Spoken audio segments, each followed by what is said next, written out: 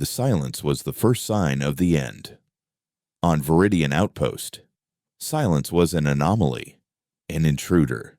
The air, thick with the perfume of alien flora from the hydroponic domes and the constant, low hum of atmospheric processors, was never truly quiet. Dr. Eris Thorne had always found comfort in that hum, the sound of 2,000 souls breathing in unison on the edge of the known universe.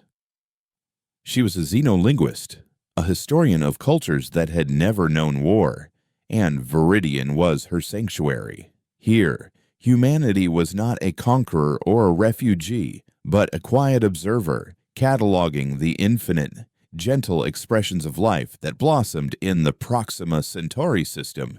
Her daughter, 7-year-old Kala, was a child of that sanctuary, born under the soft, dual-sunned sky. Kala's world was one of curiosity, not conflict. She would spend hours in the arboretum, tracing the glowing veins on the leaves of sylph orchids and whispering questions to her mother about the silent, crystalline entities the survey teams had recently discovered on a nearby moon, LV-417. Eris had described them as a geological marvel, a non-sentient life form of breathtaking complexity. She'd shown Kala the data slates, images of towering, fractal spires that chimed with the moon's solar winds. They were beautiful, inert, and utterly alien. They were the silicates. The day it happened, Kala was chasing a lumafly through the main promenade, her laughter echoing off the polished chrome walls. Aris was watching from a cafe table, a half-finished translation of a Githar poetic epic on her datapad, its verses speaking of universal harmony. Then the hum stopped. A profound, absolute quiet descended, swallowing Kala's laughter and the distant clatter of the workshops. It was a vacuum of sound that felt heavier than any noise. A collective breath was held across the station. Aris looked up, her heart suddenly a cold stone in her chest. Outside the promenade's great viewing window, the sky was changing. The soft gold and pale white of the twin suns were being refracted, splintered into a billion razor-sharp points of light, as if they were shining through a prism the size of a planet. The first scream came not from a person, but from the metal of the station itself, a high-pitched groan of molecular stress. Eris saw it then, on the far side of the promenade. A colleague, Dr. Len, was mid-sentence, gesturing with a cup of coffee. A shimmer, like heat haze, passed over him. The motion of his hand slowed, then stopped. His skin took on a pearlescent sheen, the brown of his uniform hardening into something resembling smoky quartz. The coffee in his cup crystallized in mid-spill, a perfect, frozen cascade of amber. He was a statue, a beautiful, terrifying statue. Panic erupted, a wave of raw, animal terror that shattered the unnatural silence. People ran, but the shimmer was faster. It washed through the promenade, silent and inexorable. It wasn't an attack. It was a conversion, a change in state. The lush green vines snaking up the support pillars hardened into emerald lattices. The water in the central fountain froze into a spire of flawless ice, trapping the shimmering koi within it like insects in amber. Eris grabbed Kala, her mind refusing to process what her eyes were seeing. "Mommy, what's happening? It's so pretty," Kala whispered, her eyes wide with a child's awe, not fear. The shimmer was spreading across the floor towards them, a creeping frost of light. Eris hoisted her daughter into her arms and ran, not toward the sealed blast doors of the shelters, but toward the service corridors leading to the auxiliary docks. Her academic mind, the part of her that analyzed and cataloged, was screaming a single, horrifying truth. This wasn't destruction. It was purification. The silicates weren't sentient in a way they could comprehend. They were a force of nature, a crystalline blight that perceived the chaos of organic life as an imperfection to be corrected. The station wasn't being destroyed. It was being perfected. The screams behind them faded into a chilling, musical chime as more and more people were caught in the wave, their last moments of terror immortalized in crystal. She could feel the change in the air, a crisp, ozone tang, the very moisture of her breath condensing. She reached the docks, slamming her hand on the release for the Echo, a cramped, long-range survey shuttle she and Kala sometimes used for observational trips. The airlocks hissed open, and she threw Kala inside, strapping her into a crash couch. "Stay here, sweet girl. Don't move," she commanded, her voice cracking. She had to seal the inner door. As her hand reached for the panel, she saw the shimmer creeping down the corridor, faster now. It touched the edge of a discarded cargo container, which instantly bloomed into a complex, crystalline flower of rusted metal. She hit the seal, and the heavy door began to slide shut. A tiny hand pushed against it from the inside. "Mommy." Kala had unstrapped herself, her face pressed against the thick plasteel window, tears welling in her eyes. "Don't leave me." The door was too heavy to stop. Iris clawed at it, her fingernails scraping uselessly against the cold metal. Through the shrinking gap, she saw the shimmer reach her daughter. Kala looked at her, her expression of fear melting into one of confusion. The first crystalline tear traced a path down her cheek, glittering like a diamond. Her skin took on the soft glow of rose quartz. Her outstretched hand, fingers splayed against the window, turned to flawless crystal. Her last word, "Mommy," was not a sound, but a perfect, silent sculpture of breath and love, trapped forever in the prison of her own body. The door sealed, plunging Aris into the dim light of the cockpit. She didn't scream. The sound was trapped in her throat, a knot of razors. She slammed her fist on the launch sequence, the shuttle's engines roaring to life with a jolt that threw her against the console. Through the forward viewport, she saw Viridian Outpost not as a burning wreck, but as a masterpiece. It glittered in the starlight, a magnificent, dead jewel.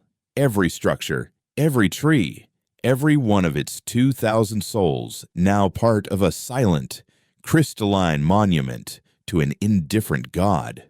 She flew the Echo on raw instinct, her mind a hollowed-out cavern of grief.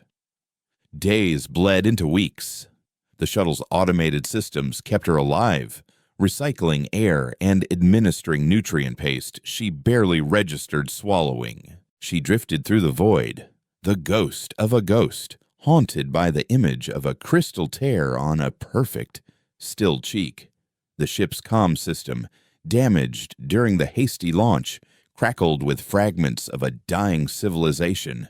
She heard the final, terrified broadcasts from other colonies, Olympus on Mars, Titan's Hope, the Deep Space Station Kepler 186F. They all described the same silent, beautiful end, a shimmering wave, a crystalline conversion. Humanity wasn't being conquered, it was being erased, turned into a cosmic museum exhibit. Eventually, her broken comm began to receive as well as transmit. It picked up a tight beam signal, crude and desperate, a repeating loop. "This is the freighter Grit. Any human vessel, any survivor, respond on this channel. We are gathering. We are still here." Hope was an alien concept, A word from a language she no longer spoke, but survival was a deeper instinct. She answered. The grit was the core of what would become the Shattered Fleet. It was an ugly, brutal-looking ore hauler, its hull pockmarked by micrometeorites. Around it floated a pathetic armada of survivors mining barges, corporate security cutters, luxury starliners now crowded with refugees, even a few dozen single-pilot prospector ships. They were the remnants, the fractions of a percentage of humanity that had been in transit or on the fringes when the wave hit. Their leader was a man named Marcus Thorne, no relation, a former asteroid miner with hands like stone and eyes that had seen too much. He welcomed her aboard the Grit, his voice a low rumble of barely contained rage. He saw the look in her eyes, the same hollowed-out void he saw in the mirror every morning. "We lost everything," he told her, the words blunt and final. "Earth is gone. The core worlds. They're crystal gardens now. We're all that's left. A few thousand souls on 100 dying ships." They met in the Grit's mess hall, a makeshift command center. The leaders of the other ships were there, a stern corporate security chief named Eva Rostova, a grizzled old trader who called himself Sal, a young engineer who had jury-rigged their communications network. They were all broken, all burning with a helpless, directionless fury. They talked of fighting back, of strapping mining lasers to their ships and ramming the enemy. It was the talk of doomed men and women, the futile rage of a species on the brink of extinction. Eris listened in silence, her grief a cold, steady flame inside her. These people had weapons. They had ships. But they had no strategy. They saw an enemy, a monster to be slain. Eris saw a system, a logic to be broken. That night, she requested access to all their data, every scrap of information they had on the silicates, every fragmented sensor reading from the attacks, every scientific survey from before the fall. She locked herself in a small cabin with the data slates. The low hum of the Grit's life support, a pale imitation of the sound of her old life. She didn't sleep. She worked, her mind a furious engine of analysis. The linguist in her searched for a language not of words, but of patterns. The historian searched for a precedent, a weakness. She saw it in the efficiency of the conversion wave, its uniform speed, its predictable path. The silicates were a hive mind, a single, vast consciousness. They were logical, precise, and utterly without individuality. They didn't feel. They didn't fear. They didn't despair. A plan began to form, a strategy born not of firepower, but of poison, a way to infect the system, to introduce a variable the silicate consciousness could not compute: chaos, grief, loss. 3 days later, she emerged. She walked into the command center, her face pale and drawn. But her eyes were different.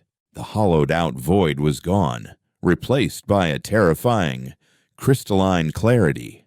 She stood before Marcus and the others, her voice no longer the soft, academic tone they'd first heard, but something new.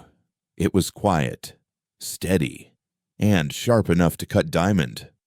"Your plan to fight them head-on will fail," she began, her words dropping like ice chips into the silence. "You cannot defeat a force of nature with a bigger rock.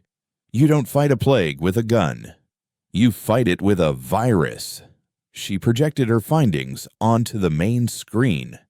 Complex equations, fractal geometries, and waveform analyses filled the air. The silicates operate as a single, flawless network. Their strength, their unity is also their greatest vulnerability. They have no concept of individual suffering because there is no individual. They don't understand corrupted data because, to them, all patterns must resolve into harmony. She paused, letting her words sink in. We cannot destroy them with explosives, but we can break them with a paradox. We can teach them grief. We will not attack their fleets. We will attack their mind. We will turn their own conversion process against them, creating feedback loops of imperfect, chaotic, organic data. We will introduce signals into their network that mimic the bioelectric death throes of 1 trillion souls. We will find their core consciousness nodes, the nexus points of their mind, and we will feed them the memory of every child they turned to stone, every world they silenced. We will not just make them die. We will make them understand why they are dying. A hush fell over the room. They weren't listening to a historian anymore. They were listening to a weapon. Marcus Thorne stared at her, a flicker of awe and fear in his eyes. "What are you saying?" Eris looked at him, and for a moment, he saw the ghost of a 7-year-old girl with crystal tears reflected in her gaze. "I am saying that I will be the voice that whispers into their perfect silence. I will be the ghost in their machine. They made my daughter into a flawless, silent work of art. I will make their entire civilization into a screaming, chaotic masterpiece of despair." She had found her new purpose. She was no longer Dr. Eris Thorne, the seeker of harmony. She was the voice of the Shard, the architect of humanity's revenge, and her work was just beginning. The silence that followed her declaration was a different kind of quiet from the one that had consumed Viridian. This was a silence of minds reeling, of hardened soldiers and desperate survivors trying to comprehend a strategy forged in the esoteric fires of linguistics and grief. It was Marcus Thorne who broke it, his voice a low growl of dawning understanding. A virus, made of memory. He looked around the room at the others, at Ava Rostova's skeptical glare and Sal's confused frown. "She's not talking about fighting their ships. She's talking about poisoning their soul." Rostova scoffed, the sound sharp and dismissive. "They don't have souls. Thorne, they're rock. This is academic nonsense. We need more guns, better shields, and a plan to hit their command structures with ordnance, not poetry." Aris met her gaze without flinching, her own eyes as hard as the crystal she sought to destroy. "You're thinking like a human, Rostova. You're assuming the entity that erased our species thinks in terms of command structures and ordnance. It doesn't. It thinks in patterns, harmony, purity. Everything you do, every missile you fire, simply confirms its core belief that organic life is chaotic, violent, and needs to be corrected into a state of perfect, silent order. Your guns are its justification. My voice will be its damnation." The debate raged for 2 days, a microcosm of humanity's dying struggle between instinct and intellect. The soldiers, the miners, the security chiefs, they wanted a target they could shoot. They needed the catharsis of physical retaliation. But the scientists, the engineers, the thinkers who had seen the sheer, elegant totality of the silicate wave understood Eris's terrifying logic. It was Marcus who made the final decision. He stood before the assembled captains of the shattered fleet, his authority forged not by rank, but by the shared weight of their collective loss. "We have tried fighting their symptoms," he declared, his voice echoing in the cavernous cargo bay. "We've thrown our few remaining weapons at their crystalline outposts, and accomplished nothing but losing more of our own. Doctor, Thorne offers us a chance to attack the disease itself. It's a long shot. It's insane. But it's the only plan we have, and that they won't see coming. He gave Eris the Grit's Deep Core Analysis Lab, a section of the ship normally reserved for parsing the mineral content of asteroids. It was a sterile, cold space, filled with quantum processors and holographic emitters, and it became Eris's sanctuary and her forge. She assembled a strange, broken fellowship. Her first recruit was a man named Kalen, a former neuroarchitect who had designed virtual realities for the elites on Earth. He was a man who understood how to map and manipulate the very architecture of thought. He'd survived because he was on a solo deep space sabbatical, trying to digitally reconstruct the consciousness of a dead poet when the wave hit. Now, he would help Eris construct the consciousness of a dead species. Her second was Ilara, a comms technician whose family had been on Kepler 186F. She had listened to the station's final, garbled transmission, a cacophony of 1,000 voices screaming and then, chillingly, singing in a discordant, crystalline harmony as they were converted. She could hear patterns in the noise, signals buried beneath static. Her job was to build the transmitter, a device capable of broadcasting a signal that wasn't sound or light, but a direct psychic resonance, a ghost signal that could slip through the silicate's networked consciousness. Their ammunition was the collected memory of humanity. They became digital ghouls. Sifting through the archives of the dead, they compiled personal logs, the final, tearful goodbyes of parents to children who would never hear them. They isolated the bioelectric frequency of a human heart seizing in terror. They translated the frantic, panicked brain waves of pilots during their last moments into raw data streams. Kalen took these fragments of despair and began to weave them into a coherent signal, a weaponized narrative of loss. It was a digital virus whose payload was a philosophical paradox, the pain of a unique, individual existence being extinguished.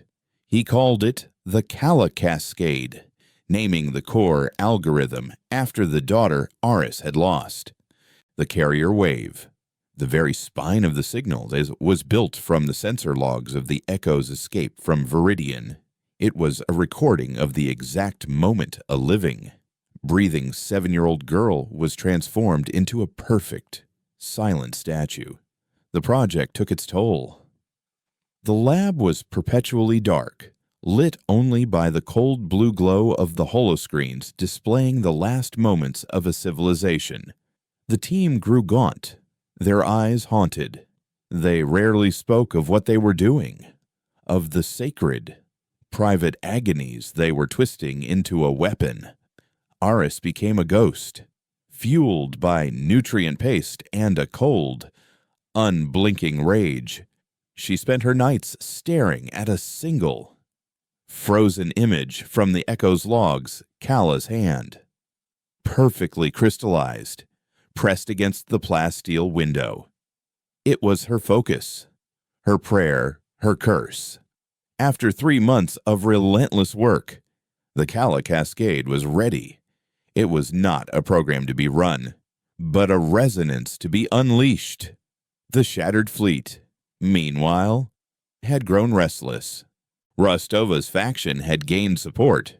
Their scouts had identified a silicate spire, a massive crystalline structure on the barren moon of a gas giant, designated LV-417, the very moon Eris had once told her daughter about.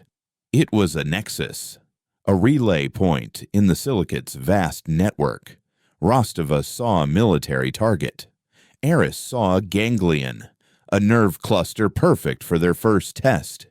"We attack it at dawn," Rostova insisted in a heated council meeting. A coordinated strike with every mining laser and kinetic round we have. While they're reeling, you can play your ghost song." Aris shook her head, her voice dangerously quiet. "No, the signal must be pure.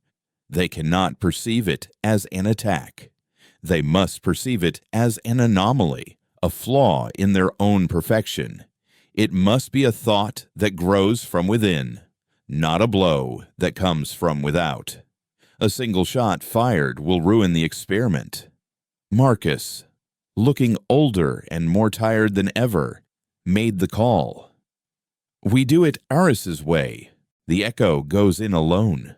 The fleet will hold back, cloaked by the gas giant's magnetic field. One ship, one signal."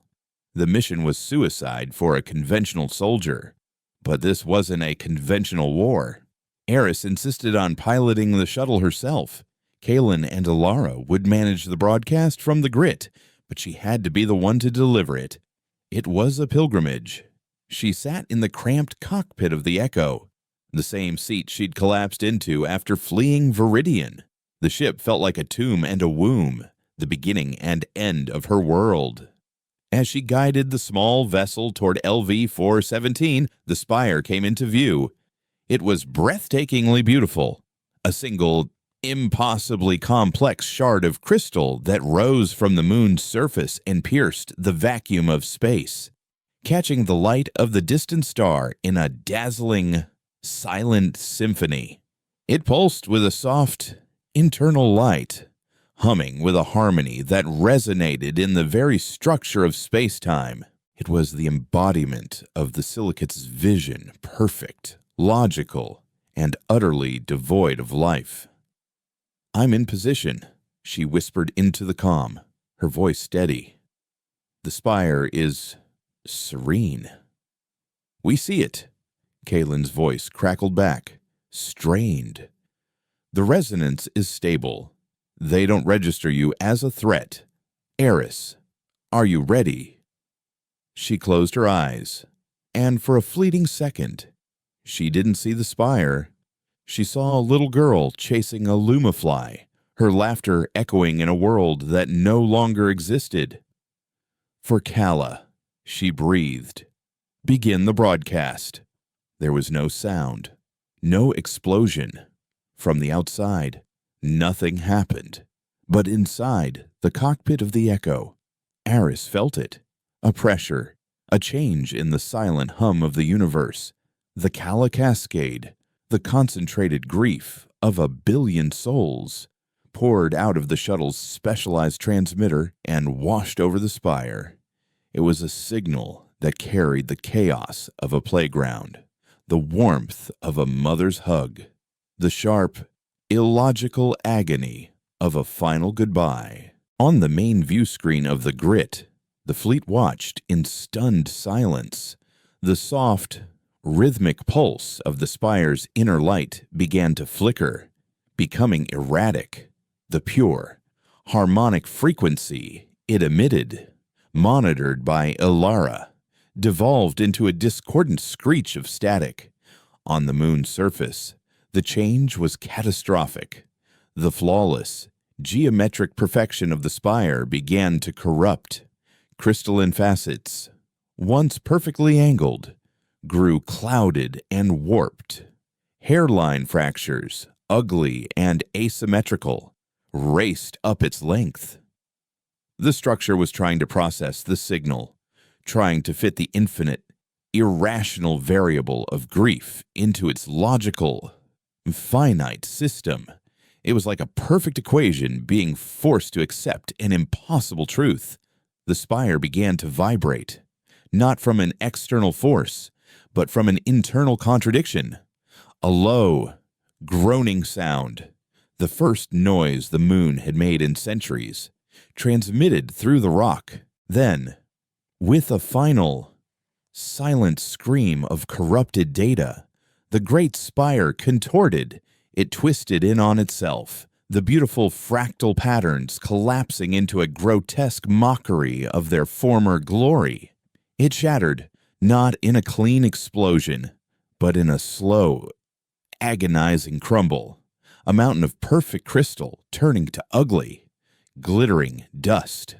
The psychic backlash hit Eris like a physical blow, a wave of pure, undiluted confusion and a new, alien sensation she could only identify as pain. The silicate consciousness on the moon had died, not understanding what had killed it, only that its perfect harmony had been violated by an unbearable noise. She guided the echo back toward the gas giant, her hands shaking, her body drenched in a cold sweat. It had worked. She had taught a god how to suffer. Back on the grit, the silence in the command center was one of profound shock and a new, chilling respect. They had their weapon.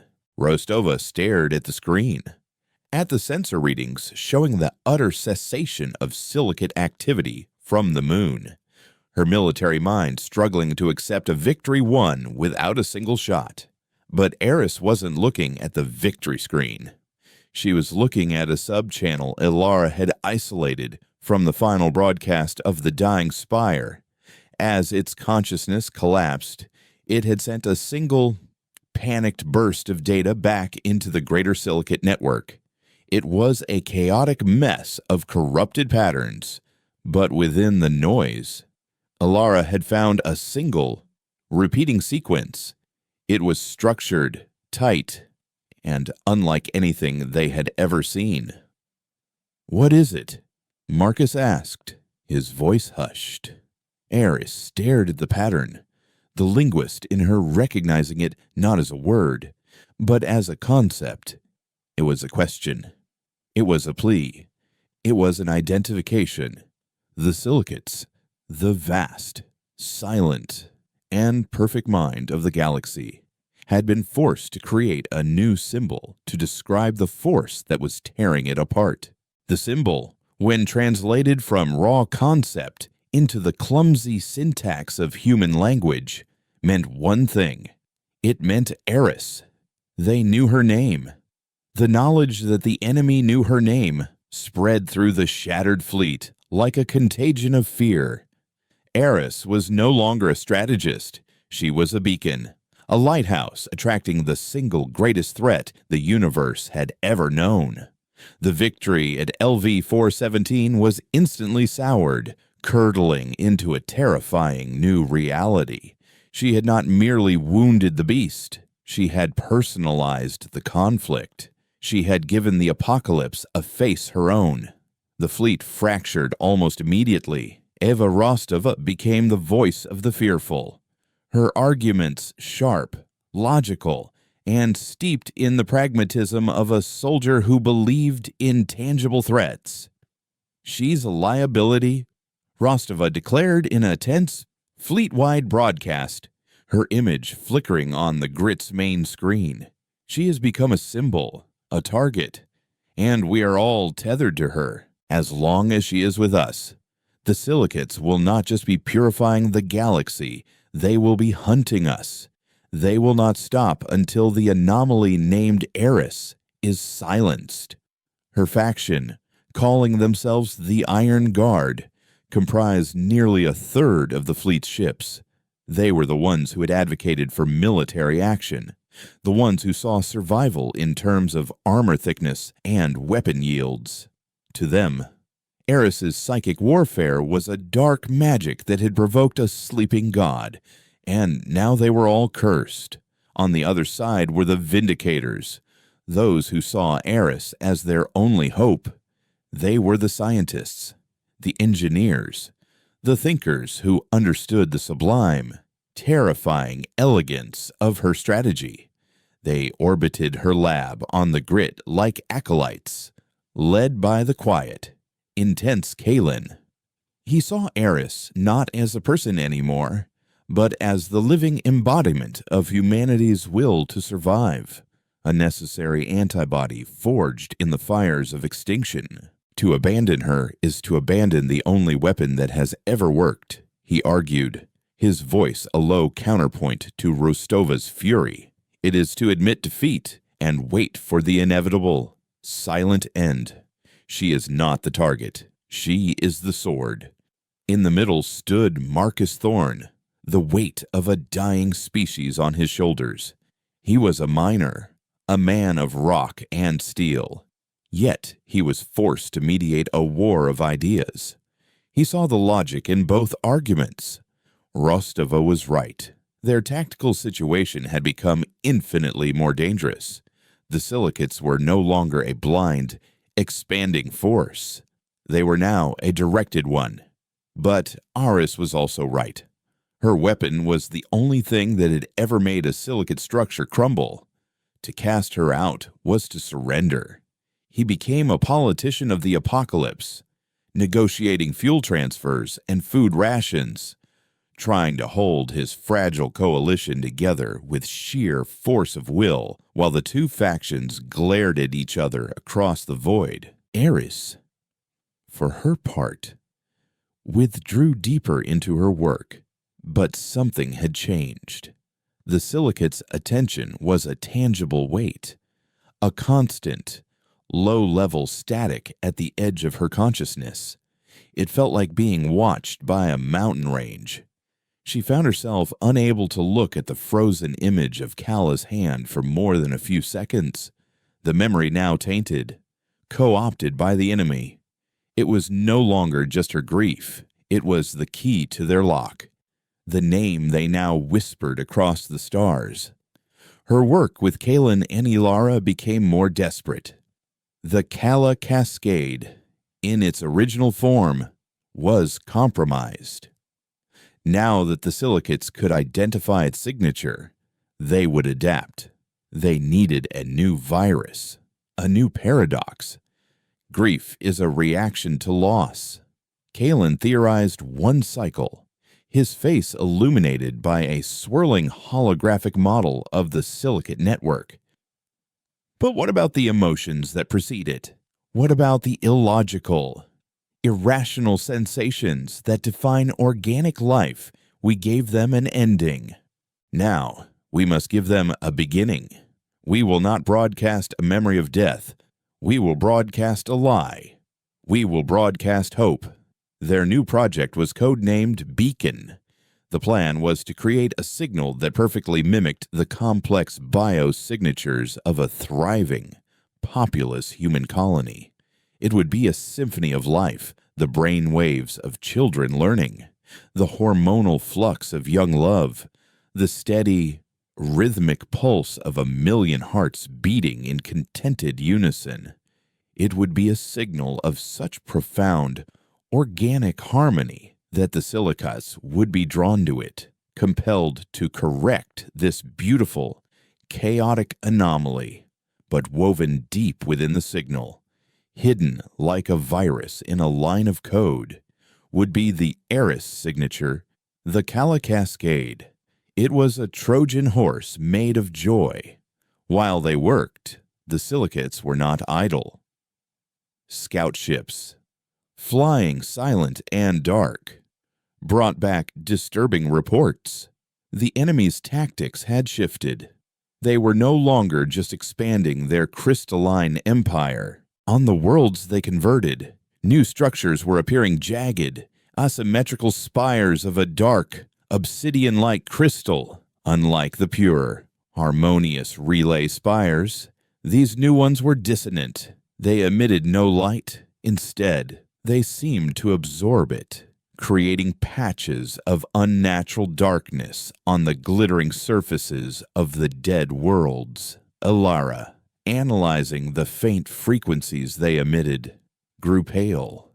"They're not broadcasting," she whispered, her fingers tracing the jagged waveforms on her screen. "They're listening. They're hunting for her signature. These are psychic listening posts." The silicates had developed an immune system. The crisis came to a head when one of Rostova's long-range scouts, the stray dog, jumped back into the system, its hull scorched, its comm system screaming. It had been reconnoitering a silicate foundry world in the Wolf 359 system, a planet where the silicates were manufacturing these new hunter spires on a planetary scale. The stray dog hadn't been detected by any conventional means. It had been ambushed. A wave of pure psychic force, a targeted version of the backlash Aris had felt at LV-417, had slammed into the ship, killing a third of the crew in their sleep, their brains simply ceasing to function. The survivors were babbling, incoherent, plagued by visions of twisted, crystalline geometry. The silicates had turned their own methods back on them. They were learning. This was Rostova's breaking point. She forced a confrontation, her image appearing on every screen in the fleet, overriding all other channels. "This is the result of your dark science, Thorn," she roared, her face a mask of fury and fear. "They have our scent now. They are making weapons to target our minds. The blood of the stray dog's crew is on your hands, and on hers." Her ultimatum was simple and brutal. Sever her from the fleet. Give her the Echo and enough supplies for a month. Let her go. The silicates will follow their anomaly, and the rest of us might have a chance to disappear into the black. It's her, or it's us. The fleet held its collective breath. Marcus Thorne looked from Rostova's enraged face to the cold silence of Aris's lab. He knew this was the moment the fate of humanity would be decided. If he cut Aris loose, they would lose their only effective weapon and die as cowards, picked off one by one. If he kept her, the fleet would tear itself apart, and they would die as fools. He made his choice. "Aris stays," he broadcast, his voice heavy as granite. "She is one of us. We survive together, or we die together. Any ship that does not accept this command is free to leave. But you will go without our protection, without our resources, and without our hope." The schism was immediate. Rostova, with a final, curse-laden transmission, led the Iron Guard nearly 30 ships on a hard burn out of the system, vanishing into the deep dark. The shattered fleet was shattered again, smaller and more desperate than ever. They were left with a single, desperate gamble, the Beacon Project. Their target was the Foundry world in Wolf 359. "We must destroy their ability to build more hunters," Aris stated, her voice devoid of emotion. "We will use the beacon signal to draw the majority of their local consciousness to a single point on the planet's surface. A lure of false life. When they are focused, when they are trying to parse the paradox of a thriving colony that carries the signature of their greatest enemy, we will hit them, not with grief, but with their own weapon." Kalen had discovered a flaw in the foundry process. The creation of the dark crystal required an immense concentration of energy, a process that momentarily rendered the local silicate network vulnerable to a feedback loop. A precisely timed pulse, synchronized with the final stages of a Hunter Spire's creation, could cause a chain reaction, turning the Foundry's own energy against it and shattering the entire planet. Once again, Aris took the cockpit of the Echo. It was the only ship with a transmitter capable of handling the complex, layered signal of the beacon. As she approached the dark, glittering world, she felt their attention coalesce around her. It was no longer a vague, passive observation. It was a sharp, focused, and intelligent presence. It was the collective consciousness of the Foundry, and it was waiting for her. "Broadcasting the beacon," she said, her voice a whisper. The signal flowed out, a beautiful lie of a million happy souls, a world of warmth and life and hope. On the tactical display, she saw the effect. The energy signatures of the Foundry began to shift, converging on her position, their vast, logical mind captivated by the impossible data stream. They were taking the bait. But as they focused on her signal, they focused on her. The static in her mind intensified, resolving into something terrifyingly coherent. It wasn't a sound. It was an image, projected directly into her consciousness. It was Viridian Outpost, not as a crystal monument, but as it was, whole, alive.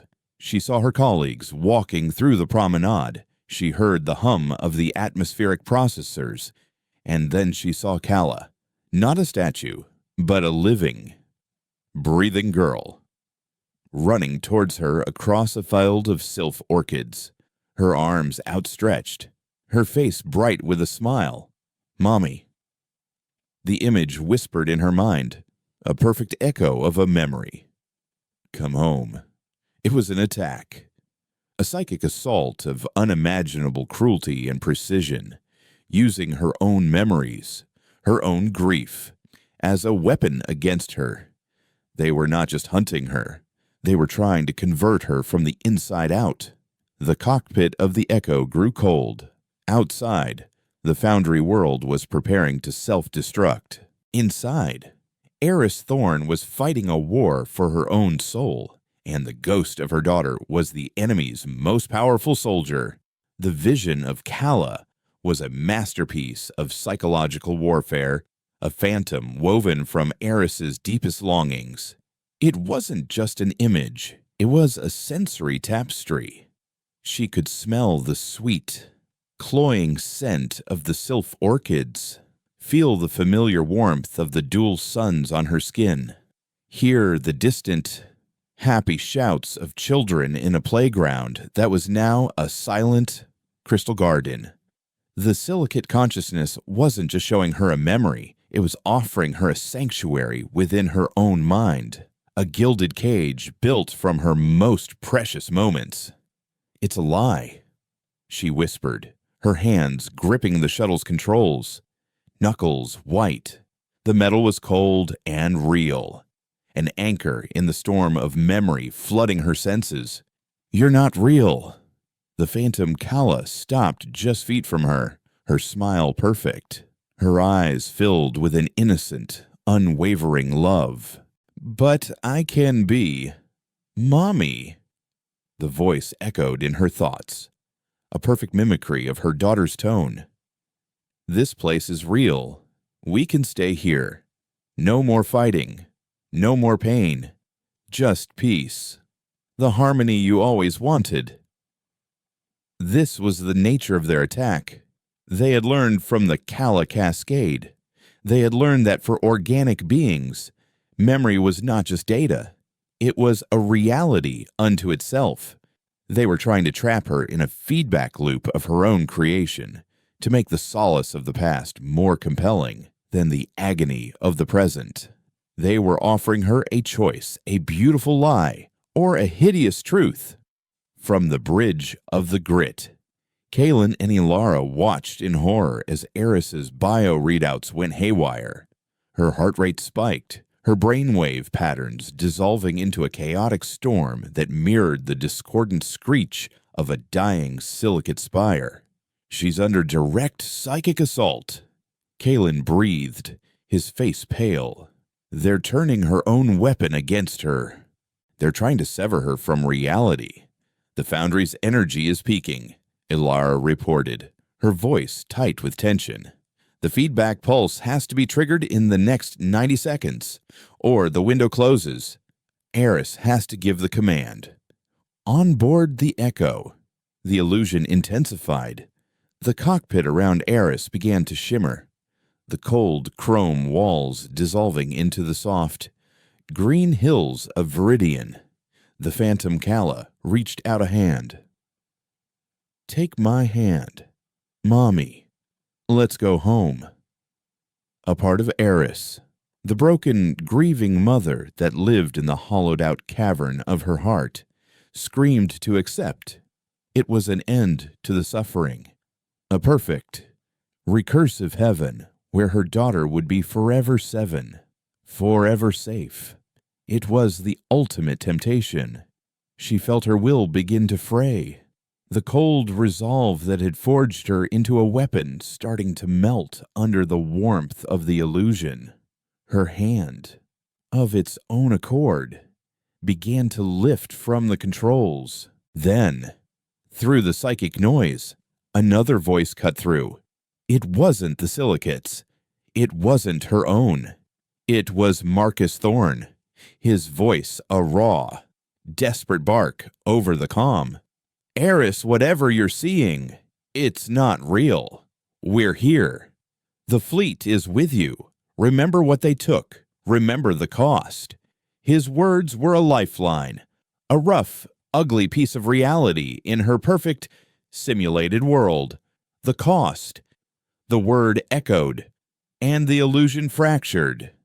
The image of Kala wavered, and for a split second, Eris saw her not as a living girl, but as the rose quartz statue she had become. The perfect smile was the rictus of a soul trapped in crystal. The outstretched hand was a flawless, dead thing. The silicates had made a fatal error in their perfect, logical analysis of her grief. They had failed to understand the other, darker component of her psyche, her rage. Her grief wanted solace. Her rage demanded justice. You don't get to use her. Aris snarled, say the words spoken aloud in the cockpit, venomous and sharp. She looked the phantom Kala in the eye, and the illusion recoiled from the pure, undiluted hatred it saw there. She is not your weapon. With a final extremity agonized roar of will, she severed the connection. The beautiful vision of Viridian shattered like glass, collapsing back into the cold, cramped reality of the Echo's cockpit. The psychic backlash was immense, leaving her gasping, a searing pain behind her eyes. But she was free. She was back. Now, she transmitted, her voice a ragged, iron rasp. On the grit, Kalen slammed his hand down on the console, unleashing the feedback pulse, a beam of pure, concentrated chaotic data.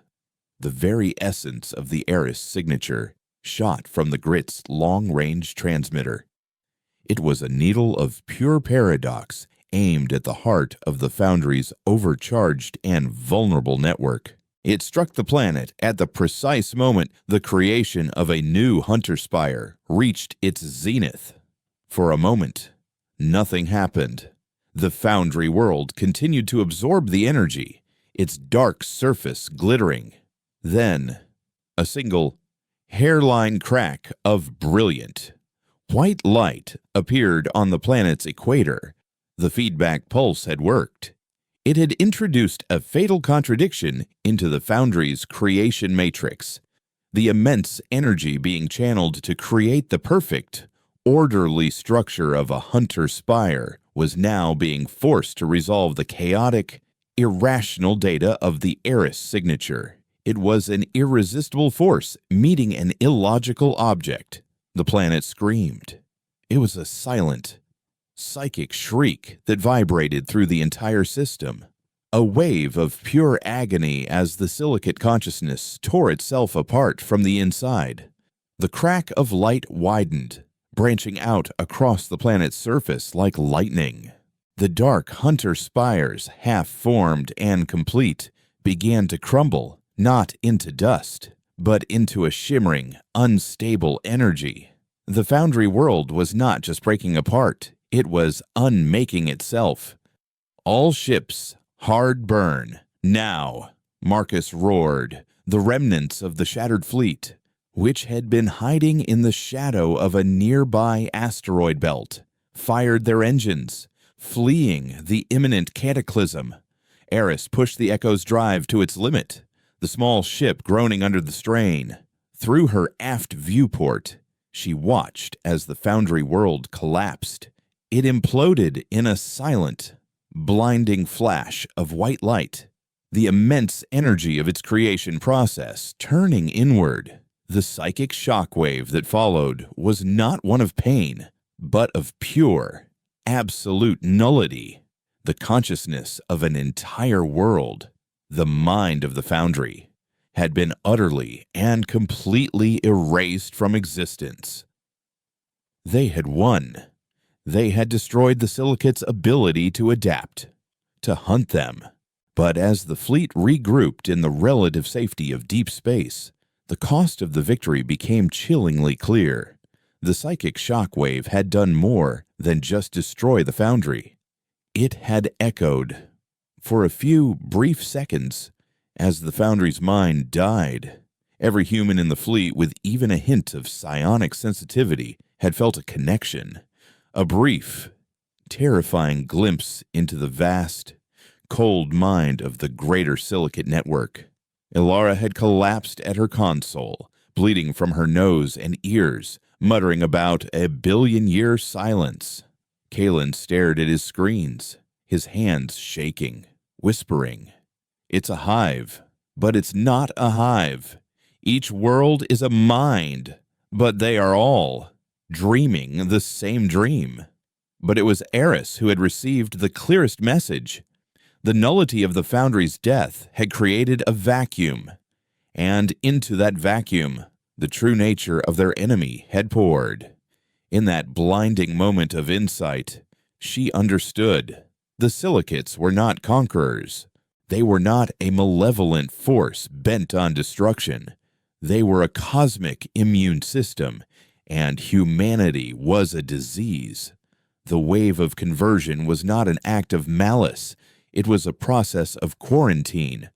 The universe, in their silent, crystalline perception, was a single, perfect organism, and the chaotic, self-replicating, emotional turmoil of organic life was a cancer threatening to metastasize. They weren't evil. They were the cure. And she, Eris Thorne, the woman who had weaponized grief and taught a force of nature how to feel pain, had just become the single most virulent and dangerous pathogen the universe had ever known. She sat in the cockpit of the Echo, the silence of her own ship a stark contrast to the jubilant, relieved chatter flooding the fleet-wide comms. They thought they had won the war. She knew they had just declared it. She now understood the silicate's ultimate goal, and it wasn't to turn humanity into crystal. That was just the symptom. The goal was to restore harmony, to return the universe to its primordial, silent, perfect state. To do that, they didn't just need to eliminate humanity. They needed to eliminate the concepts humanity had introduced into the system: individuality, grief, hope, rage. They needed to erase the very idea of a soul, and she had just shown them exactly what a soul was capable of. A new alert flashed on her console, a priority signal from Marcus. "Eris, we have a problem. When the Foundry collapsed, it sent out a pulse. Not a psychic one, a subspace one, a beacon." "A distress call?" she asked, her voice hollow. "No," Marcus replied, his voice grim. "It was a set of coordinates, a single point, deep in the galactic core. It wasn't a call for help. I think it was a summons. They're not just hunting you anymore. Aris, they're calling you home." The coordinates pulsed on Aris's screen, a single, stark point of light against the inky blackness of the galactic map. It was a destination in the Sagittarius A cluster, a region of space so dense with gravitational anomalies and exotic phenomena that it had been declared impassable for generations. It was the heart of the galaxy, the nexus of creation and destruction. And it was where the silicates were calling her. The revelation that the enemy was not a malevolent conqueror, but a cosmic antibody sent a tremor of existential dread through the fleet. The Vindicators, who had seen Aris as their righteous sword, were now forced to confront the idea that they were fighting for the right to be a disease. The last vestiges of a moral high ground had crumbled away, leaving them with only the brutal animal instinct to survive. Humanity was not a victim, it was an infection, and the universe was trying to heal itself. Marcus Thorne convened a final, somber council. The jubilation of their victory at the Foundry world had evaporated, replaced by a profound, weary understanding of their true predicament. "They haven't been fighting us," he said, his voice a low rumble of exhausted revelation. "They've been studying us. Every action we've taken, every victory we've claimed, has just given them more data. LV-417 taught them about grief. The Foundry taught them about rage and deception. We have been teaching our executioner how to build a better axe." Kalen, looking gaunt and haunted by the psychic echo of the Foundry's death, projected a new, terrifying model onto the holotable. The silicate network isn't a hive mind in the way we understand it. It's more like a dreaming god. The individual worlds, the spires, the foundries, they are its transient thoughts, its cells. But the core consciousness, the dreamer itself, resides at those coordinates. It's what the summons was for. It has learned all it can from a distance. Now, it wants to study the pathogen up close. It wants to dissect its prime specimen. The choice before them was stark and absolute. They could run, spend the rest of their short, miserable lives hiding in the dark, waiting for the silicates to readapt and resume their silent, inexorable cleansing of the galaxy. Or they could answer the summons. They could take their disease to the heart of the god that dreamed it into existence. It was Eris who made the decision, though it was never really in doubt.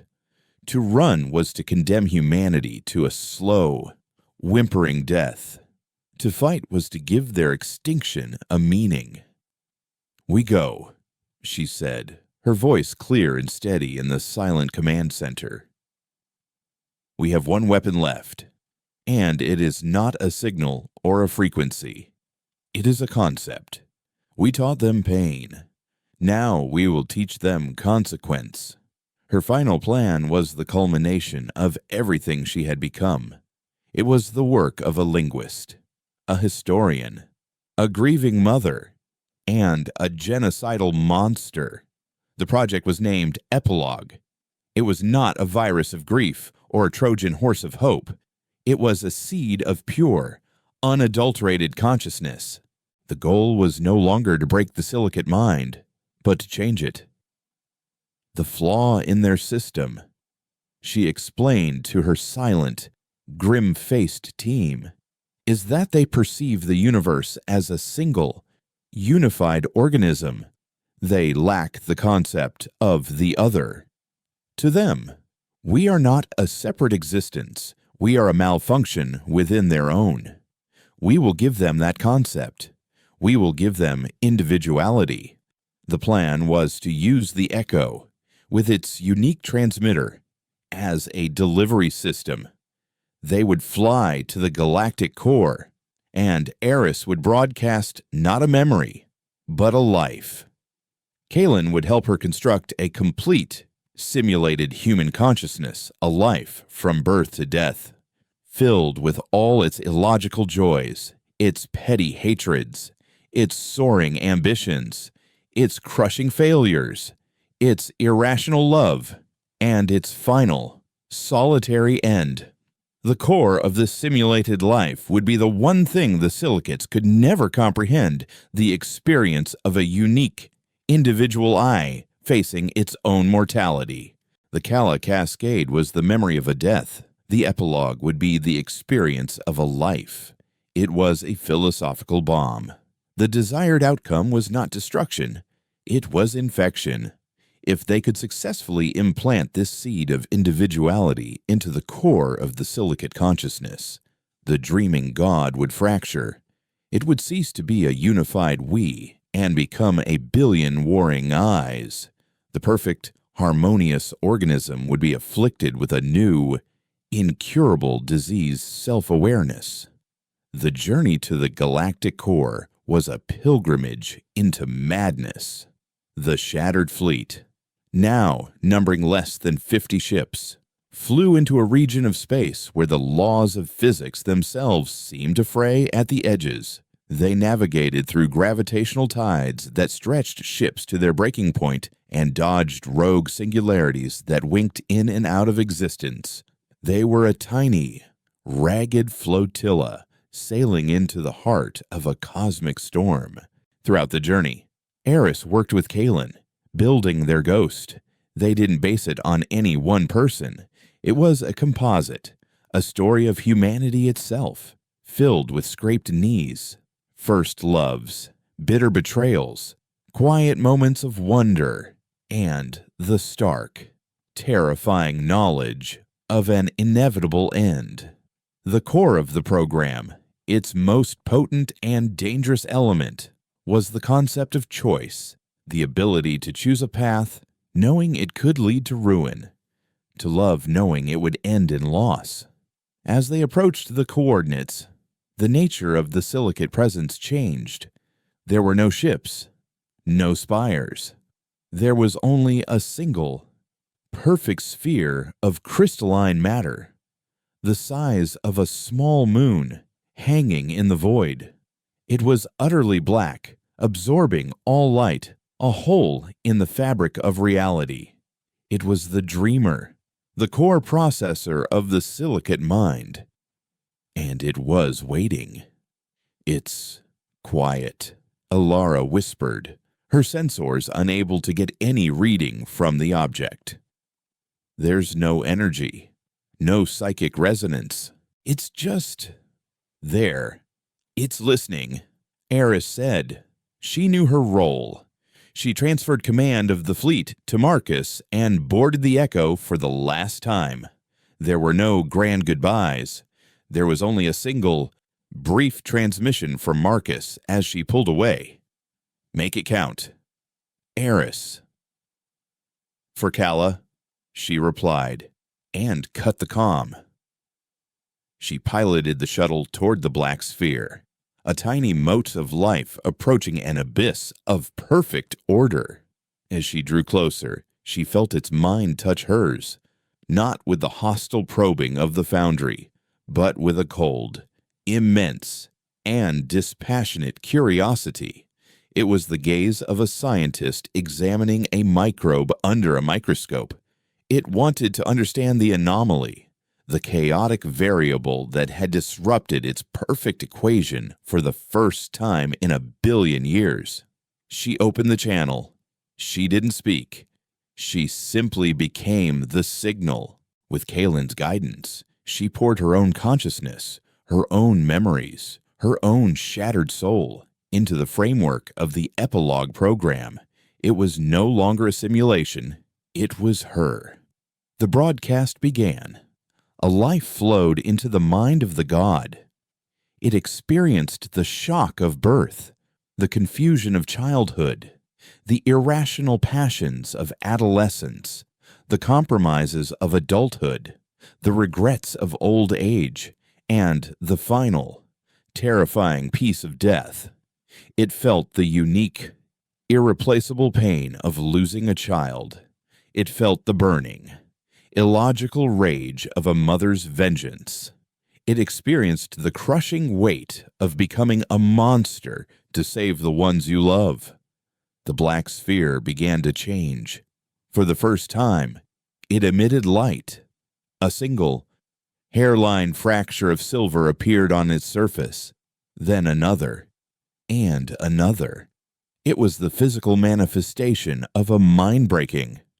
The concept of I was a poison for which it had no immunity. The unified consciousness that had existed for eons was being shattered into a billion points of self-aware perspective. It was experiencing its own birth and its own death simultaneously. The psychic scream it released was the sound of a universe being born. It slammed into the echo, tearing the small ship apart. Eris felt a moment of searing, absolute pain, and then nothing. Aboard the Grit, the fleet watched as the black sphere erupted, not in an explosion, but in a silent, blossoming flower of light. The light was not the pure, cold white of silicate energy, but a chaotic, vibrant spectrum of every color imaginable. It was the light of a billion new souls, each one unique, each one aware, each one alone. The shattered fleet had survived. Humanity had won. But it was a victory without a victor. Eris was gone. The silicates, as they had existed, were gone, replaced by a new, fractured, and unpredictable galactic intelligence. The universe was no longer a silent, perfect dream. It was now loud, chaotic, and filled with the messy, beautiful, and terrible reality of individual life years later on a new world settled by the survivors, a world they called Eris's Hope. Marcus Thorne, now an old man, would look up at the night sky. The stars looked different now. Some of them pulsed with the strange, new light of the fractured silicates. No one knew what these new, individual minds would become, if they would be peaceful, or warring, or simply as lost as the humans who had created them. Humanity was no longer a disease, but it was not the master of the universe either. It was just one more lonely voice in a newly awakened and noisy cosmos. In the center of the colony's main plaza stood a single, beautiful statue of rose quartz, recovered from the crystal gardens of Viridian Outpost. It was the figure of a 7-year-old girl, her hand outstretched, a single perfect crystal tear on her cheek. It was a monument not to a victory, but to a cost. It was a reminder that in order to save their humanity, they had been forced to weaponize it, and in doing so, had unleashed a new and unknown future upon the stars. A future born from the ghost of a mother's love and the silence of a god she had taught how to scream.